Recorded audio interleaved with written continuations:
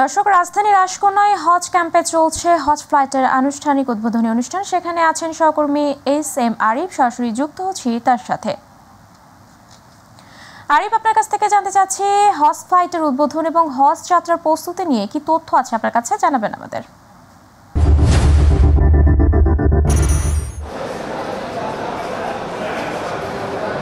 উপমা, যেটি জানতে চাইছেন যে এখনও উদ্বোধন করা হয়নি।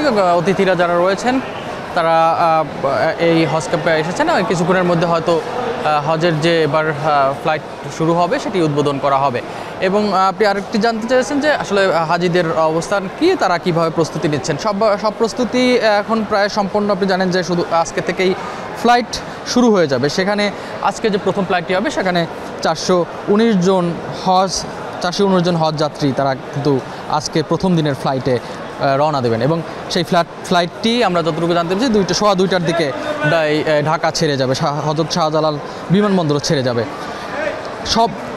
এবছর আসলে সব মিলিয়ে কিন্তু 87,100 জনের মতো বাংলাদেশি পবিত্র হজ পালন করতে যাবেন সৌদি আরবে। আজকে যে ফ্লাইটটি শুরু হলো আজকে থেকে যে ফ্লাইটটি শুরু হলো হজের, সেটি আসলে 31 মে পর্যন্ত কিন্তু এই ফ্লাইটগুলো চলবে। ফিরতি ফ্লাইট শুরু হবে 10 জুন থেকে। আমরা আজকে যেটি জানতে পেরেছি যে এবার সরকারি ব্যবস্থাপনায় কিন্তু আসলে 5,200 জন হজযাত্রী সৌদি আরবে যাচ্ছেন। এছাড়া বাকি যারা রয়েছেন 81,900 জনের মতো বেসরকারি হজ ব্যবস্থাপনায় হজ পালন করবেন। সরকার কিন্তু এবার জানেন, এবার অন্তর্বর্তী সরকার এবারের হজ নির্বিঘ্নে পালন করার জন্য বেশ কিছু আসলে তারা অনেক কিছু হাতে নিয়েছেন। সেগুলো অন্যান্যবারে যে হজযাত্রীদের যে সমস্যাগুলো হয়ে থাকে সেগুলো ইন্টিগ্রেট করে কিন্তু অনেকগুলো জিনিস কিন্তু এবার নতুন করে সংযোজন করেছেন। সেছাড়াও আমরা এখানে যখন আসি এর আগে থেকেই দেখেছি হাজিরা যারা আজকে 419 জন যাবেন তারা কিন্তু এখানে যে হজ ক্যাম্পে আসা শুরু করেছেন এবং এখনও কিন্তু আসছেন। বিভিন্ন দেশের বিভিন্ন প্রান্ত থেকে হাজিরা কিন্তু সৌদি আরবে যাবেন বাংলাদেশ থেকে, তারা কিন্তু আসছেন এবং তাদের যে কাগজপত্র রয়েছে যে হজের টিকিট সহ সেগুলো কিন্তু আসলে এখানকে বুঝে নিচ্ছেন বা অনেকেই কিন্তু আগে থেকে নিয়ে এসেছেন। সব মিলিয়ে আমরা হাজিদের সাথে কথা বলেছি, তারা বলছেন যে এবারের ব্যবস্থাপনাটা তারা কিন্তু ব্যবস্থাপনায় সন্তুষ্ট এবং তারা জানিয়েছেন যে তাদের যে উদ্দেশ্যে আসলে হজ পালন করতে যাচ্ছেন আল্লাহর যে রাজি খুশি করতে।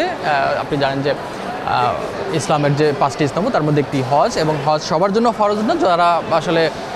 যাদের উপর ফরজ হয়েছে তারাই হজ করতে যাবেন, সেটি আল্লাহর রাজি খুশি করার জন্য সেটি উদ্দেশ্যে তারা রওনা দেবেন। এবং তারা জানাচ্ছেন যে তারা সেটি সম্পূর্ণভাবে সুস্থভাবে সেখানে হজ পালন করে ফিরবেন, সেটি প্রত্যাশা কিন্তু তারা জানিয়ে যাচ্ছেন এবং আল্লাহকে রাজি খুশি করার জন্য সবার জন্য দোয়া কামনা করবেন। আর এবার কিন্তু যে আজকে যে জানিয়েছে যে এবার প্রায় 87,000 হজ যাত্রী এই সৌদি আরবে হজ পালন করতে যাবেন। এবং তারা যেটি বলছে যে সরকারি এবং বেসরকারি দুইভাবেই এবারও কিন্তু ব্যাপক প্রস্তুতি নেওয়া হয়েছে। সেখানে গিয়ে কিভাবে থাকবেন সেই ব্যবস্থাপনা সব কিছু কিন্তু আসলে ঠিকঠাকভাবে এখন পর্যন্ত যারা হাজির রয়েছেন তারা প্রত্যাশা করছেন যে সব কিছু ঠিকঠাকভাবে হবে। এবং আমরাও প্রত্যাশা করছি এবার হজটিও বাংলাদেশের যারা যাত্রীরা যাবেন তারা নির্বিঘ্নে করতে পারবেন। এই ছিল আমার কাছে সর্বশেষ হজ ক্যাম্প থেকে।